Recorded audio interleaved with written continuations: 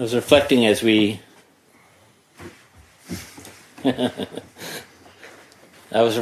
chanted that chant of the Dharma, incomparably profound and minutely subtle, is rarely encountered, even hundreds of thousands of millions of kalpas.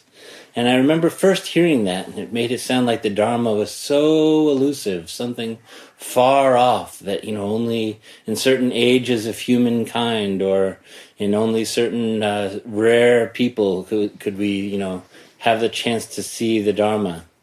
And I just was realizing that as we were chanting it just now, how much the understanding of the Dharma as something elusive can really get in our way of understanding. What we're going to be talking about today is about the Dharma, and it is often elusive and hard to understand, but it is always right here. It is always right exactly here, and never anything added to make the Dharma appear. Is our own realization. And how impossible it is, perhaps, in terms of the Dharma incomparably profound and minutely subtle. The difficulty is because we are so caught up in this word understanding, as we talked about this morning, how we want to reduce things down to something that's simple and often that we can charge money for, or that we can say it's this or that, the other thing. And the difficulty is in letting that go and staying with with things as they are. From my childhood, I was raised in the Christian church and still belong to the Christian church. But there was this blessing that we'd pass around at the end of a service, saying, "The peace that passes understanding." And that's a lovely phrase. The peace that passes. Maybe it was passeth. Peace that passes understanding. What does this mean? What is beyond understanding? And indeed, what does it mean to take our place in the world beyond understanding? In this big, beautiful, sometimes gritty, sometimes hard to understand world, to be wholehearted in this big wildness, a willing partner with what is, whatever comes up. This is a big question that comes up in Zen again and again.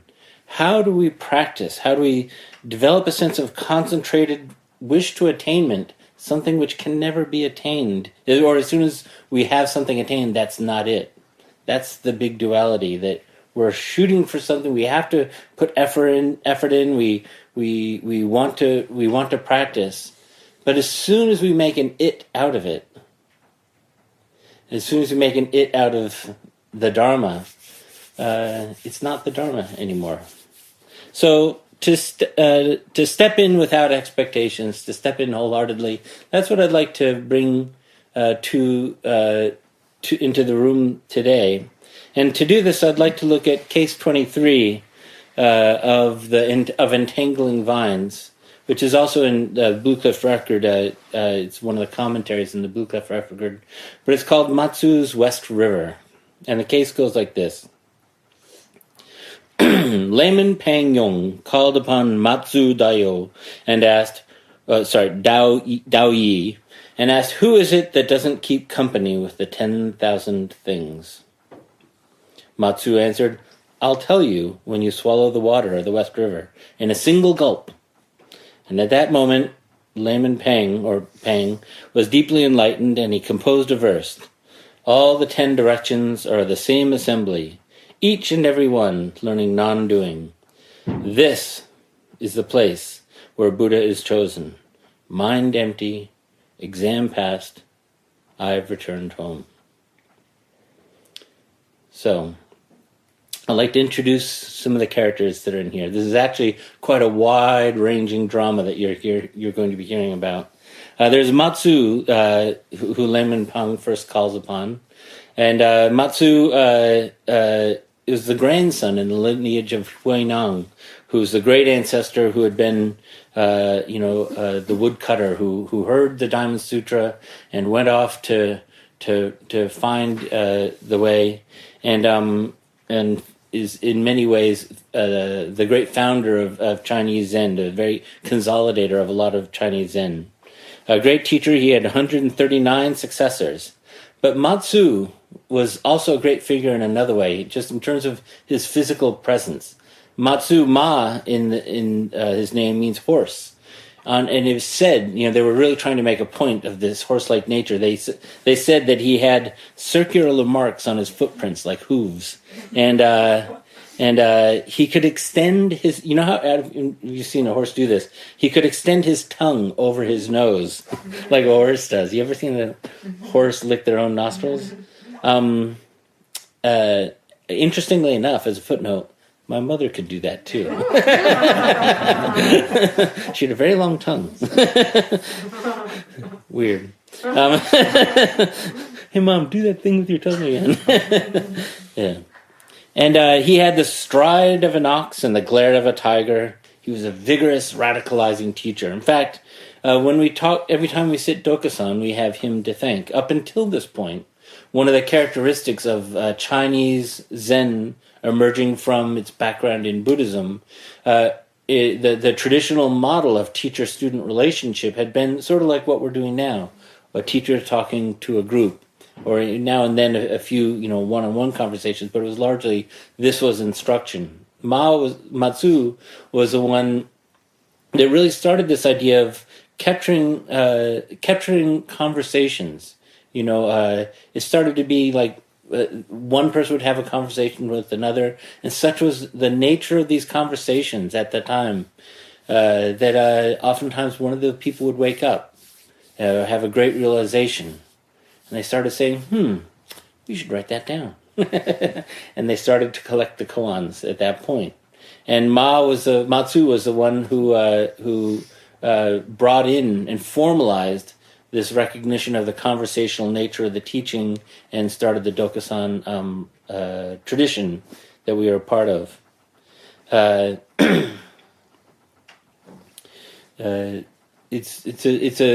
It's worth just looking at that, just in terms of the nature of the teaching, the process of the teaching, and how that process says something about the teaching itself. That everything is in relationship.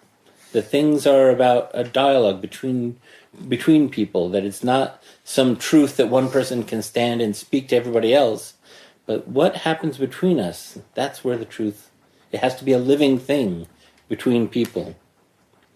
So that's Mazu, that's one of the great characters, and that's the person that's in this koan as it is. But there's another character who's not mentioned here, but is equally a part of this story, which is Shito. And less is known about him, but certainly in his time he was known as being equal in power and in stature to Mazu. And together, their influence on Zen is huge. He was also a grandson of Huineng, like Mazu. There's, in terms of what little is written about him, we have a very famous sort of, not a poem, but a short story verse. A monk asked Shito, "What is liberation?" Shito said, "Who has bound you?" Another monk asked, "What is the Pure Land?" Shito said, "Who has polluted you?" Yet another monk asked, "What is Nirvana?" Shito said, "Who has given you birth and death?" So at every stage, you can see how effortlessly he just takes away the presumption of an understanding and just puts us back into your lived experience. Both of these people lived in Tang Dynasty period in China, which, as we may have said before, it's a time of wandering and exploration. Is a time of great, we often talk about this being a time of great idealism and people walking around writing poetry, looking maybe sort of a little bit blissed out. But it was actually a time of great civil war, following a time of great cultural diversity and mixing and art, and it was a high period in terms of Chinese cultural traditions. But it was also a time when, during that period, I'm going to get this number slightly wrong because it always shocks me when I actually say it and say, okay, can't be right.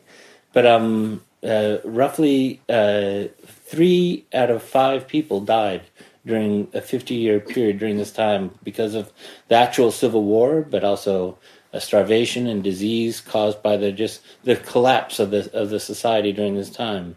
So this is the birthplace of Zen. At this time of great difficulty, a great time of people looking for freedom, not so much freedom from the troubles, but freedom in the midst of troubles.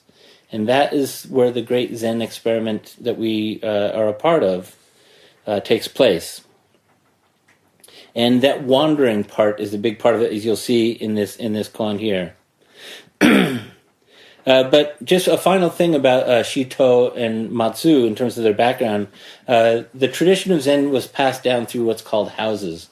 So one teacher would have students, and at one point there was 5 houses of Zen that were the major traditions being passed on. 3 of those houses, they trace their lineage back to Shito, and the other 2 trace their lineage back to Mazu. So we all are descended in some form or other from both of these. Just another little background. They never met each other. They lived about 200 kilometers apart, and they never met. And yet, as you'll see in this koan, their teaching was remarkably synergistic, coordinated. I'm not sure what word to use here, but they would often send students back and forth to each other. And even though neither one of them met, there's almost like a telepathic type of understanding ability that they had to keep their students alive in terms of their questioning. It was said to complete one's training at the time when they were alive that you should travel west of the river and east of the lake. West of the river was Mazu, and we're going to be learning about the river, and east of the lake was Shito. And so there was a dialogue over distance between the two of them as we were going along. Here's an example of another student during this time and how this worked.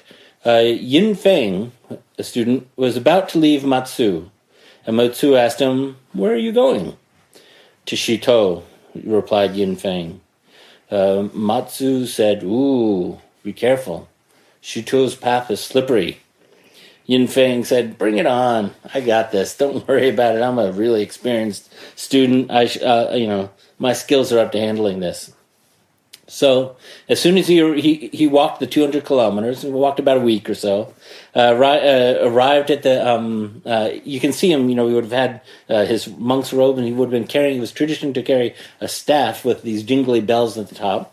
So as soon as he arrived, he did a formal thing, walking around Shito 3 times, then struck his staff, ching, and asked, "What is the meaning?" He's ripe, ready to go, Zen student. And Shito said, "Whew, heavens." Shito didn't know what to do with this. So he turned around and walked for another week back to Mazu.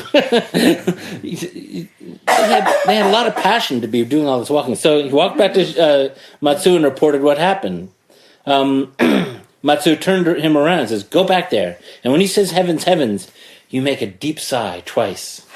So he puts on his traveling sandals, walks for another week, arrives back at Shito, and this time he asked the same question. Only this time, Shatu, he stole his line. Just before he starts to ask his line, he goes,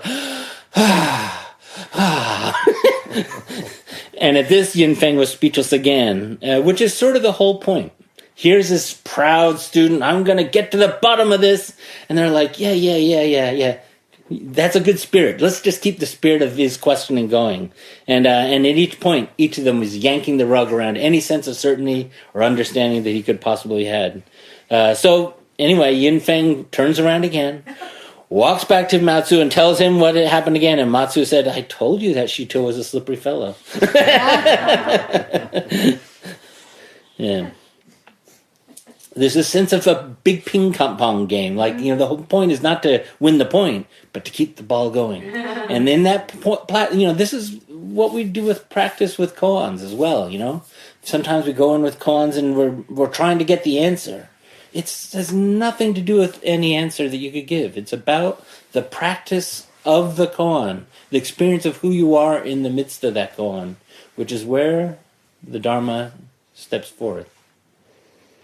All right. So we now know Mazu, we know Shatu, east of the lake, west of the river, and into this duo steps a third one, Layman Pang. Many of you will have heard of Layman Pang, perhaps.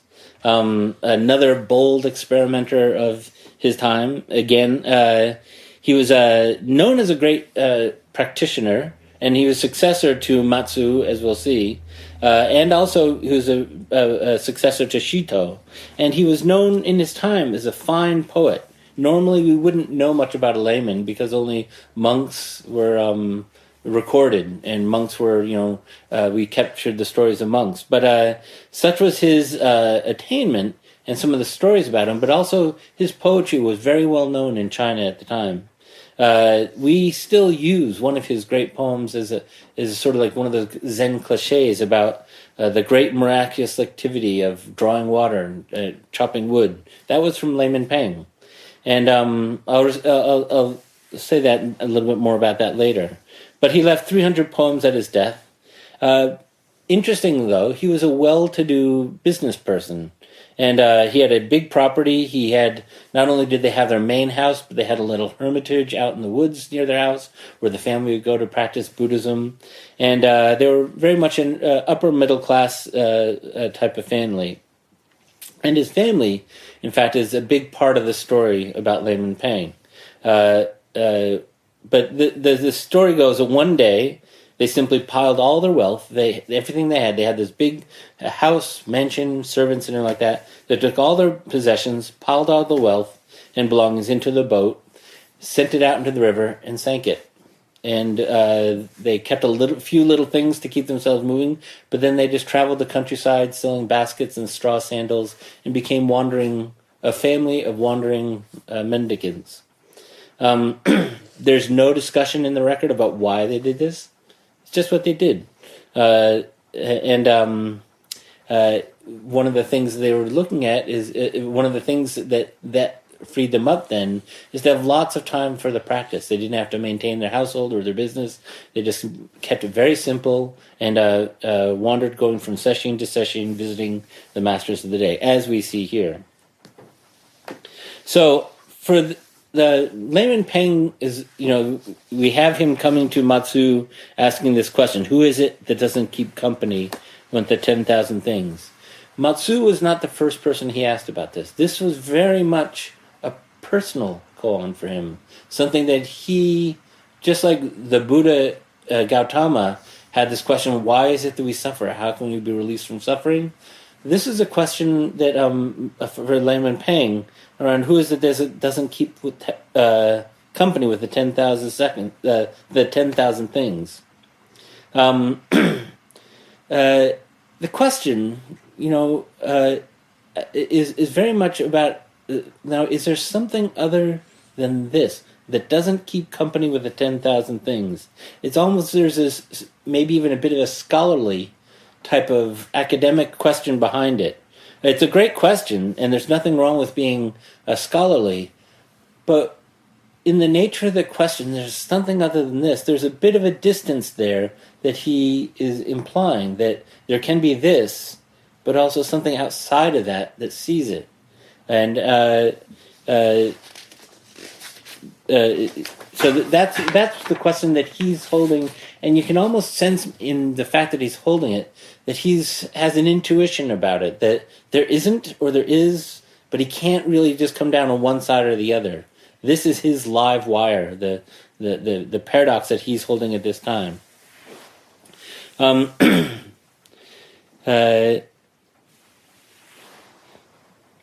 better question, or a more intimate question that often we hear, is who is hearing this sound, or who is seeing? Is there something outside in that way? And that can take us into the experience of it as well. But everything we do, or see, or feel, or are, is experienced from this place of being, at the center of it all. And we grow used to calling it a me. And that's sort of what he's playing with here. It's a very unique question, that one that is very much alive for him. By the way, in looking at this question, it says the 10,000 things. This is shorthand for a large number, basically, and includes rocks, trees, guinea pigs, stars, fish, curry. Includes everything. And so that we have this is our life and all the phenomena of this life, and we have this world of 10,000 things. And this is what he's asking about when we're working with this koan. Who hears the sound, or is there something outside of these 10,000 things? We're specifically asking about the experience of this. We want to someone asked Chow Cho a similar question, what is outside the three worlds? And Chow Cho said, but I am inside the three worlds. How could I answer such a question? So you see how he's working with that. In doing so, we're asking, in essence, at this moment, who is me in relationship to the world? And is there any possible separation? If we have the potential to be, do we have any potential to be separate from this? So he brings this question first to Shito before he brings it to Mazu. And he asks, is there something outside of the 10,000 things? Shito covered the layman's mouth with his hand. Immediate. Closer, before you even ask this question. What was that? She slaps his hand over his mouth. There's something more immediate than your question, he's saying. Just before that, what was there? What is this? And at that moment, Layman Peng had his first realization. And this is where that poem comes from. This is the poem he wrote in his first realization of asking this koan with Shito. My daily activities are not unusual. I'm just naturally in harmony with them, grasping nothing, discarding nothing. Who assigns the ranks of vermilion and purple? That's a monk's robes. The hills and mountains' last speck of dust is extinguished. My supernatural power and marvelous activity, drawing wood and carrying firewood. So it's a beautiful and very vivid explication of this moment of seeing, what he saw in that moment. Is there something outside of the 10,000 things? Before he asks that question, what that comes forth as. So he has this big realization, and Shitu then asks him, so what's next? Will you take the white robe or the black robe? White robe is a layman's robe. Black robe is a robe of a monk at the time. And Layman Peng says, I like to do as I like. So he decided in those words, I'm going to become a layperson. And there's something I really like about how he says this. I like to do as I like. It's not so much about whimsical, I'm just going to loll around. But it follows along this theme of people exploring how is it to live an awakened life, a radical explanation of life as practice. It's about not following the relics of what has come before us, or just slotting in to an easily understandable role. We saw this again on Friday when we were talking about Vimalakirti and how difficult it was for the monks of his day to understand him because he didn't fit into any particular role, a layperson, monk, whatever. And this is the same path that Layman Pang is taking. I'm just going to do as I like. I'm going to be explore what's in front of me. It's about making it personal. Going back to Gautama, very similar to his time, again, where he also attained greatly in the ways of the teachers of his time. And at each point they said, all right, you've got it. He said, no, I don't think I've got it because I haven't really resolved my question. There's something that it has to be, you have to become your own teacher in a way. This is something Susan said to me very early in my koan practice. when I was working with koans with her, sometimes I'd bring a koan, and I wasn't quite sure, but I thought I'd just try it out, see if she liked my answer. And she knocked it right back at me. She says, if you're not 100% certain that you have the answer, don't say anything. If it doesn't work for you, if it isn't something that comes alive for you, then that's not you in that answer. It has to be alive. So many times, one of the things that comes awake for us in practicing Zen is we see how we have lived up until that point a divided life. A life that is the face I show to the world and the face that I actually experience. We see this again. For me, this is a very big part for the first couple of years of practice. After I've been practicing for a while, I all of a sudden was overcome by the sense of how intimate life really is, and I was equally overcome by great grief at how distant I'd been in my own life. And literally, I spent a year just going in and out of tears, feeling this deep grief of unlived life, and which gradually turned into a sadness, which gradually turned into a sense of the beauty behind the tears, that there was this intimacy, there was this potential for connection. And so that's very much in this vein of doing as I like and of being authentic to who we are in our practice. The poet James Baldwin put it this way, that there is a huge disjunct between our private lives and our public lives. And we have to come back to the experience of drinking this glass of water for ourselves, of sitting on this cushion as we are, seeing the blue sky as it is, undefinable and all-embracing. As we mentioned with Barry Majid and the death of his wife, what is the meaning of the death of her wife? What is the meaning of the ocean? What is the meaning of the sky? There's something that's not going to be easily conceptualized around this. So, I wanted to say a couple of things about the Peng family, practicing a family practice. It's great to see for once, there are others, but there are very few stories that involve families. There's very few stories that involve women and children particularly. So this is a great way of including this. And the Peng family, is a model for us. We are all lay people here. So it's great to see some role models for what this can look like in a family. I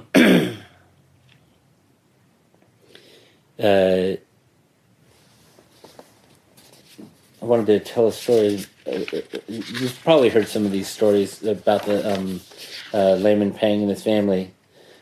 Usually Ling Chao, the daughter, beats them all, but there's a father, Peng, who we've met. His wife, who I don't think I've ever heard a name for her. She was called Layman Peng's wife in a lot of the stories.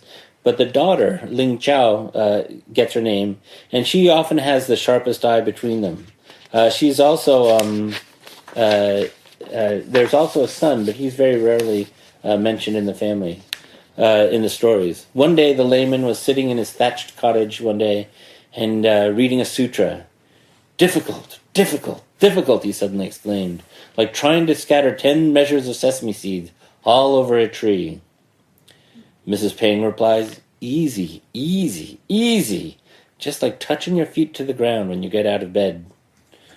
Ling Chao has a final word, neither difficult nor easy. On the 100 grass tips, the patriarch's meeting. Such a family. And of course, there's the one day Layman Peng and his daughter were traveling. They were carrying some baskets, and he was going over across a narrow bridge across this little creek. And all of a sudden, he tripped and fell into the mud with all the baskets scattered all around him. His daughter was right behind him. She jumped down in the mud too and scattered all the mud after him. And he looked at her. What are you doing? And she says, I'm helping. And he replied, good thing no one was watching. So you see a very wild family. Yeah. So this Layman Pang now has had his first awakening with Shito. He's written this verse. As often happens, though, our first glimpse is just that, a first glimpse. We will often have a first awakening with one koan or another, but these koans are lifelong koans, and awakening after awakening is a part of our practice. The old Japanese saying is that, the Buddha himself is still practicing, and he's only halfway there. So, Layman Pang was evidently still working on this, which is great. And he called upon Mazu Daoyi and asked again his question: who is it that doesn't keep company with the 10,000 things? This time, Matsu answers differently. He says, and here's this koan, I'll tell you, when you swallow the water of the West River in a single gulp. Swallowing the West River in a single gulp. Let's look at a little bit about this, what this means. What is it to swallow a river? What is it to swallow in a single gulp? There's, a lot of times when people work with this, there's some quite acceptable answers, but, I am swallowing it, you are swallowing it, there is no water to be swallowed. But all of these are sort of conceptual, and they leave the waters undrunk, or halfway undrunk. And so we need to keep on going with this. The West River that we're talking about is a huge river.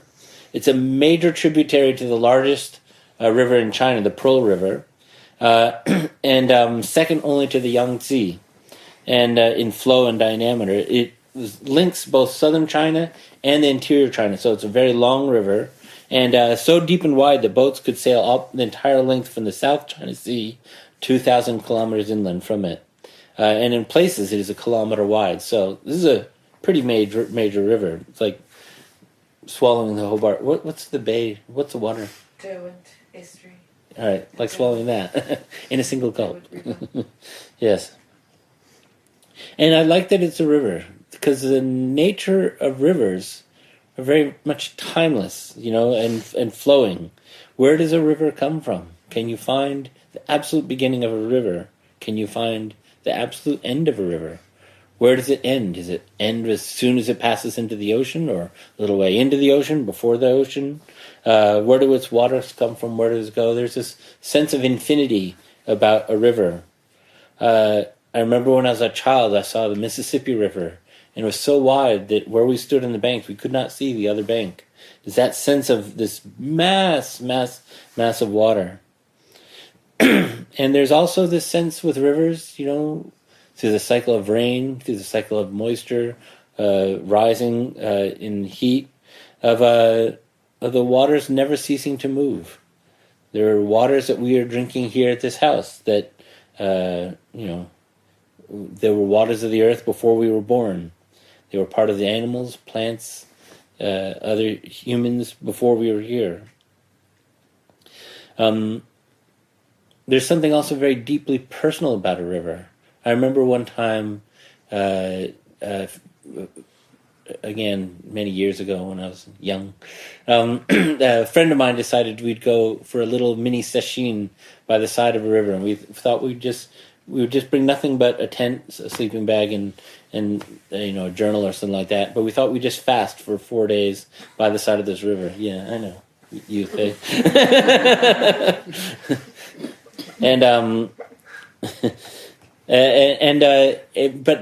So there wasn't a lot to do except sit around feeling sorry for ourselves and just listening to the river. And still, I just listening to the waters just really deep set into me. This sense of the constant emanation, constant emergence of what is river. At some point, it becomes who you are. Waters that never cease. Flows and flows and flows. Where is the West River right now? What is the West River here in our practice in this room? Since a river, as we've said, is not bound in time, how can one swallow it in an instant? in an instant. It's not like eating an elephant, right? One bite at a time. It's got to be a single gulp. What is a single gulp of the West River right this minute? A little while ago, I revisited Robert Aitken's book, Master Raven. And he has a story, these are stories, first time I read them, I didn't really get it. They didn't seem to really catch me. But having seen into the many different ways that people talk about the Dharma, particularly sitting in a Dokusan room, I can see that what he's doing is he's recreating a number of Dokusan visits. In one of them, Porcupine. Each of these are stories about a bunch of animals. So it has a childlike playfulness about it, and each of the animals has a particular character to them. And the raven is the master, the Zen master, the stand-in for Robert Aitken. So Porcupine came to see Zen Master Raven after the talk and said, "The blue planet is immensely vast, isn't it? Just like the West River. The blue planet is immensely vast, isn't it?" Raven said, "It doesn't stop there." And Porcupine wept. And Raven said, "Vast indeed, vast indeed." It's not enough to know what the Dharma is. But we also need to know how the Dharma weeps and works and flows out moment by moment. And there's no getting around it. We can swallow it in a single gulp, but it's still there. At this point, the grandiosity of this language has to collapse into intimacy of who we really are. Just like that, with weeping, with laughter, with eating bananas mixed with yogurt. Just as darkness opens into darkness, rivers open into a great river that is our lives. When do we swallow this river in a single gulp? After we swallow the river with a single gulp, what then? This is the heart of practice, the heart of Zazen, the heart of practicing with counting our breaths, or the heart of Mu, the undivided activity of body and mind engaged as one in the acting body and mind dropped. So, as usual in these stories, I hate saying it, at that moment, Pang was enlightened. Yeah. It doesn't really do justice to it to say such a thing, but he composed the second verse. And this verse we'll look at a little bit more just to finish this off. All the 10 directions are of the same assembly, each and every one learning non-doing. This is the place where the Buddha is chosen. I love that line. This is the place where the Buddha is chosen. Mind empty, exam passed, I've returned home. So this is the time. It blows right through him. He swallows the West River in a single gulp. Flowing right now, this West River, the West River, can be said to be swallowing itself even. This is all the 10 directions. In the 10 directions, we have the 4 cardinal directions, north, west, east, and south, but also there's 8 of them, north, east, so there's 8 that way, and up and down. So when we talk about the 10 directions, in every different direction are of the same assembly. What does that mean? At such time, can we really say there's an over there, or an up or a down? Is this over there and I'm over here? I had this experience just a little while ago, and I was walking to work by my train station where I am, and there was a poor mother. She had like 3 kids all around her, and they were begging for lunch money and saying, "I forgot my this and that and the other thing." And she had all of them around her asking for stuff, and then she has a little toddler sitting in a crib. And as I was passing by, the little toddler got enough gumption up to stand up in the crib, on the stroller, and toppled straight down. I was about to hit the concrete, and in that instant, I don't know what happened, but all of a sudden the baby was in my arms. So is that at the time? All the 10 directions are of one assembly. At that moment, where is there any coming and going? This is the place where the Buddha is chosen. This is the place where Buddhas are selected, is another way of saying this, which is also synonymous with the meditation hall. It's a curious phrase, though. It almost sounds like you have all these people lined up with applications on Buddha, It catches us, but it catches us. That's what a lot of these koans, they sometimes can have a riddle-like effect, and they can be like, oh, why are they trying to be so clever? Part of it is to catch us in the concept. See, let's ask this in a way so that you that you get caught by it, and then in unhooking yourself, you can then realize the freedom behind it. So it catches us in choosing, selecting. Who chooses? Who selects the Buddhas? Who are Buddhas? Dogen said about this, Buddhas are actualizing Buddhas constantly, but they do not call themselves Buddhas. That is why they are called Buddhas. Oh, Dogen. Yeah. And then, mind empty, exam passed, I've returned home. Each generation of Zen has the option of receiving the tradition as it is. I mean, some things we certainly follow along with the tradition. These robes would have been de jour in Tang Dynasty China, and we're still using them in some ways. And the altar, and there are a lot of things that we take as is. But also, if we only just passively accept what has come before us, well, the way it's phrased, if a student only matches the realization of one's teacher, you have diminished it by half. That it's not enough just to passively accept the tradition, the wisdom, the mind-to-mind transmission as is, but each generation has to make it real for themselves. It has to be a living tradition. It has to be alive to this time, with Jeeps and Mac computers and all sorts of things. Not only the technological difference, but each generation has to revitalize the truth, as we will. I'm going to come back to that word truth. That the koans, the Dharma, the sutras, and so forth, these are relics of real life long gone. But to be really true, to really work, we have to find something that's alive in us that is wakened by these words or this tradition. We have to recognize, I think I used the word this morning, of the transmission that comes to us from our mother's wombs. That there's something that's implicit in just being alive, that we have an inkling is there, but it's often hard to put our finger on. And that is what is awakened behind this.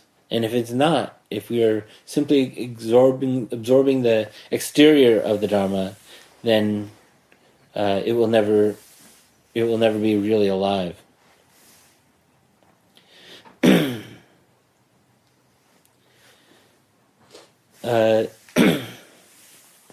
Maybe I'll finish there. I'll just end with the final words that were the verse again. All the 10 directions are of the same assembly, each and every one learning non-doing. This is the place where the Buddha is chosen. Mind empty, exam passed, I've returned home. Thank you for your time.